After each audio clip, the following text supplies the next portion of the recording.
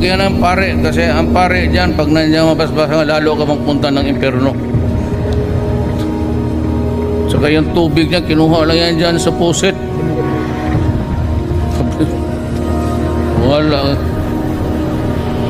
Ito. Saan mo niya kinuha yan? Sa holy water? Water, tapos dyan yung sa kristal, gano'n. Oh. Tapos basbas. Tayo, Iglesia ni Duterte. Walang bawal. Bahala ka na kung ano gusto mo. Walang bawal. Gusto mo maglimang asawa, sige.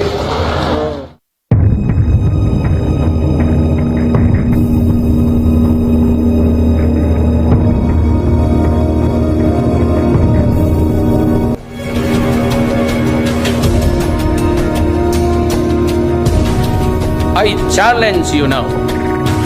I challenge the Catholic Church. You are full of shit. At mapaho rin kayong mga corruption.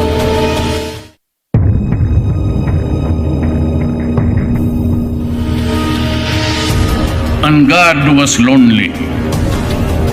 And there was nobody to please Him. Ngayon ko lang nalaman na ang God, malonely pala. Buti na lang ng babae sa tabi siya.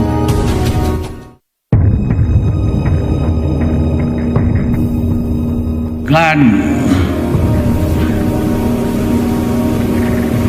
doubted His creation.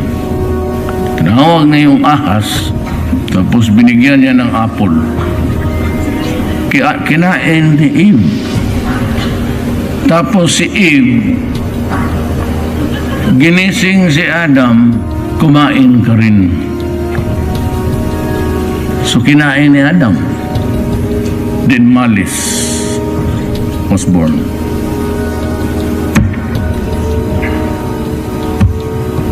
Who is this stupid God? Stupid o talaga itong putang akong ganun. Tsak-tsak mo lang yung ng nanay pati tatay mo, wala ka makasali. Tapos ngayon may original sin ka. Panginang klase. Anong klaseng reliyon yan? Ayan ang hindi ko matanggap. Very stupid proposition.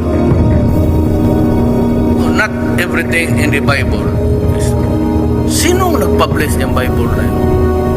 Nag-printing press sila, no? And even itong Last Supper, who are the idiots there?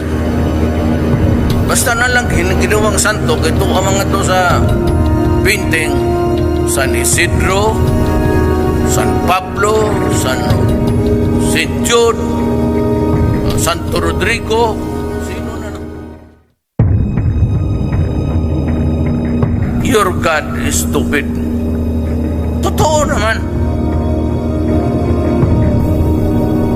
Diba sinabi ko, your God is not my God because your God is stupid. Mine has a lot of common sense.